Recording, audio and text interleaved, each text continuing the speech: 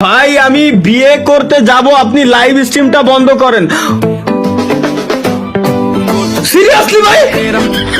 বন্ধু সাথী ও সুজন একটি কবুল বলতে হয়, হাই আল্লাহ মিলায়ে দেয় দুটি মন।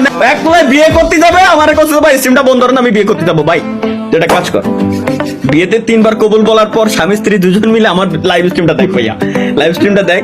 আমি দুজনকে বলে দিচ্ছি, মা তুমি বলো। ও মা তো পাওয়া যাবে না, তো বয়স হয়নি। আপু তুমি এই বিবাহে সম্মতি দিয়েছো, এই ছেলেকে পছন্দ করেছো? জি।